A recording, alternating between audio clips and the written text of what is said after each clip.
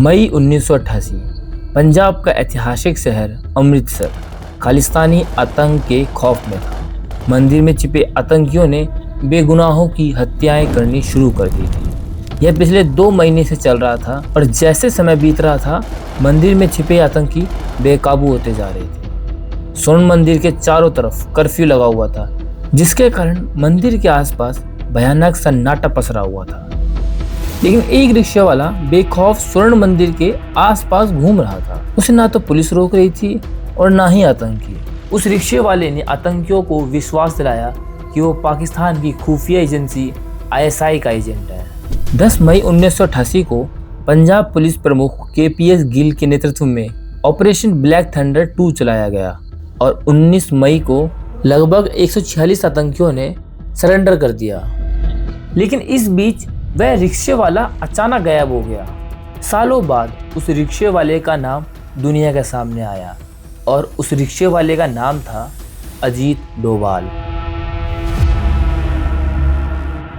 भारत के खुफिया इतिहास के सबसे बड़े खिलाड़ी Ajit Doval operation black thunder 2 के दौरान अमृतसर की सड़कों पर रिक्शा चलाते थे। डोभाल ने स्वर्ण मंदिर में छिपे आतंकियों से दोस्ती की, जिसके कारण ब्लैक थंडर 2 कामयाब हुआ। इस एपिसोड में हम आपको बताएंगे national security adviser Ajit Doval की कहानी। आखिर क्यों अजीत डोभाल ने आतंकियों को सूअर का मांस खिलाया था? सिक्किम को भारत में शामिल करने के लिए अजीत डोभाल की क्या भूमिका थी? पाकिस्तान में अजीत डोभाल को क्यों भिखारी बनना पड़ा? कंधार हाईजैक में आतंकियों से क्या बात की थी अजीत डोभाल ने? और प्रधानमंत्री मोदी क्यों करते हैं अजीत डोभाल पर सबसे ज्यादा विश्वास? नमस्ते, मेरा नाम है अक्षय और आप देख रहे हैं अनटोल्ड इंडिया। अजीत डोभाल ने अपनी पढ़ाई राजस्थान के अजमेर मिलिट्री स्कूल से पूरी की। उसके बाद उन्होंने आगरा विश्वविद्यालय से इकोनॉमिक्स में मास्टर्स की। इस दौरान डोभाल ने UPSC की परीक्षा दी और पहले ही अटेम्प्ट में पास हो गए। उन्हें IPS के लिए चुना गया और उनकी तैनाती केरल कैडर में ASP के रूप में हुई। जब देश आज़ाद हुआ तो सिक्किम में चोग्याल वंश का शासन था। 1950 में भारत सरकार और सिक्किम के राजा के बीच में एक समझौता हुआ था। इस समझौते में तय हुआ कि सिक्किम के आंतरिक मामले राजा के हाथ में रहेंगे, लेकिन विदेश जैसे बाहरी मामले सरकार के अधीन रहेंगे। 1964 में सिक्किम के राजा पालडेन नामग्याल ने इस समझौते को तोड़ने की घोषणा की, जिसके कारण भारत सरकार सख्ते में आ गई। भारत सरकार ने सिक्किम के क्षेत्रीय राजनीतिक दलों को मजबूत बनाने की योजना पर काम करना शुरू किया और ये काम सौंपा गया भारतीय खुफिया एजेंसियों को। अब अजीत डोभाल की तैनाती होती है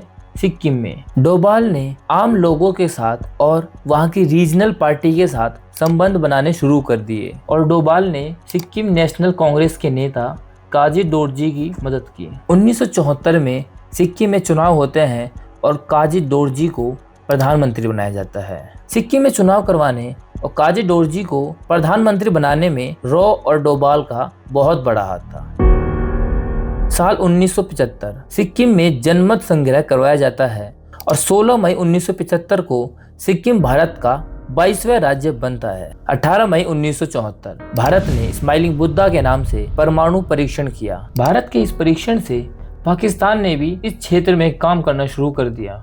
पाकिस्तान 3 साल पहले ही 1971 का युद्ध हारा था। हारने के कुछ दिन बाद ही पाकिस्तान के प्रधानमंत्री जुल्फिकार अली भुट्टो ने बयान दिया कि पाकिस्तान परमाणु बम जरूर बनाएगा, चाहे उसे घास क्यों न खानी पड़े।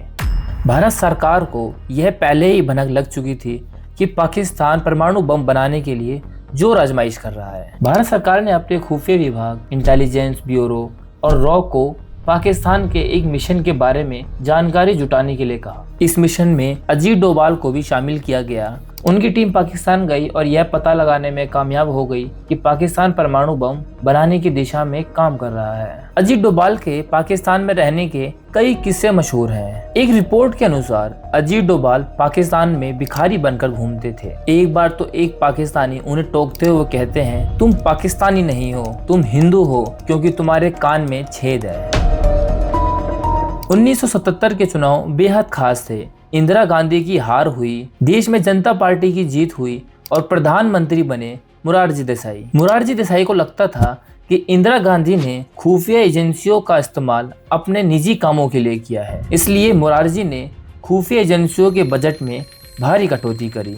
बजट न होने की वजह से भारतीय खुफिया एजेंटों का पाकिस्तान में रहना मुश्किल हो गया था और यह मिशन यहीं अधूरा रह गया। अजीत डोभाल मई 1988 में ऑपरेशन ब्लैक थंडर 2 में हिस्सा लेते हैं। इस ऑपरेशन का जिक्र हमने एपिसोड की शुरुआत में किया था। दरअसल 1984 में ऑपरेशन ब्लू स्टार के बाद भी स्वर्ण मंदिर और उसके आसपास के एरिया में खालिस्तानियों का कब्जा था। मई 1988 में पंजाब पुलिस ने स्वर्ण मंदिर की घेराबंदी की, लेकिन पुलिस सीधे मुठभेड़ से बच रही थी। पुलिस ने खुफिया तंत्र की मदद ली और इस सिलसिले में अजीत डोभाल ने एक रिक्शे वाला बनकर खालिस्तानी आतंकियों से संपर्क स्थापित किया और आतंकियों के लोकेशन और रणनीति का पता लगाया और पंजाब पुलिस का यह ऑपरेशन कामयाब रहा। 24 दिसंबर 1999 इंडियन एयरलाइंस की फ्लाइट IC-814 नेपाल के काठमांडू से नई दिल्ली के लिए उड़ान भरती है। विमान में लगभग 178 यात्री और 11 क्रू मेंबर्स मौजूद थे। विमान के उड़ान भरने के कुछ समय बाद 5 नकाबपोश आतंकवादियों ने विमान को हाईजैक कर लिया। ये आतंकी पाकिस्तान स्थित आतंकी समूह हरकत उल मुजाहिदीन से जुड़े थे। विमान के उड़ान भरने के कुछ समय बाद ही आतंकियों ने विमान को अमृतसर, पाकिस्तानी शहर लाहौर, UAE के दुबई में उतारा और फिर वो विमान को अफगानिस्तान की कंधार ले गए। प्लेन हाईजैक होते ही भारत सरकार दबाव में आ गई। आतंकियों से बातचीत करने के लिए दिल्ली से कंधार एक टीम भेजी गई। डोभाल तब इंटेलिजेंस ब्यूरो के जॉइंट डायरेक्टर थे। डोभाल को इस कोर नेगोशिएटिंग टीम में शामिल किया गया था। डोभाल ने आतंकियों से सीधी बातचीत शुरू की। आतंकियों ने पहले भारतीय जेलों में बंद 36 आतंकवादियों की रिहाई मांगी और 200 मिलियन अमेरिकन डॉलर की मांग की। डोभाल ने बातचीत को लंबा खींचने की रणनीति अपनाई ताकि बंधकों को चोट न पहुंचे और भारतीय सरकार को अधिक समय मिल सके। बाद में 3 आतंकियों की रिहाई पर सहमति बनी। भारत सरकार ने मसूद अजहर, उमर सैयद शेख और मुश्ताक अहमद जरगर को रिहा करने का फैसला किया। कश्मीरी नेता मुफ्ती मोहम्मद शहीद से अजीत डोभाल की बड़ी दोस्ती थी। अमरजीत सिंह दुलत अपनी किताब में दावा करते हैं शहीद को कांग्रेस से अलग करने और VP सिंह की जन मोर्चा सरकार में शामिल करवाने में डोभाल की बड़ी भूमिका थी। जाते जाते डोभाल से जुड़ा एक और किस्सा सुनते जाइए। डोनाल्ड ट्रंप के राष्ट्रपति बनने के बाद प्रधानमंत्री नरेंद्र मोदी का अमेरिका दौरा हुआ। इस दौरे के दौरान जब मोदी व्हाइट हाउस के लॉन में भाषण पढ़ने ही वाले थे कि तेज हवाओं ने भाषण के पन्नों को उड़ा दिया। सामने बैठे 72 वर्षीय अजीत डोभाल तेजी से उठे और उन भाषणों के पन्नों को समेटकर नियत स्थान पर रख दिया। इस घटना का जिक्र करते हुए एक अखबार ने लिखा, how NSA Doval rescued PM Narendra Modi at White House event. तो ये थी अजीत डोभाल की कहानी। आपको कैसी लगी आप प्लीज़ कमेंट बॉक्स में ज़रूर बताएं। धन्यवाद।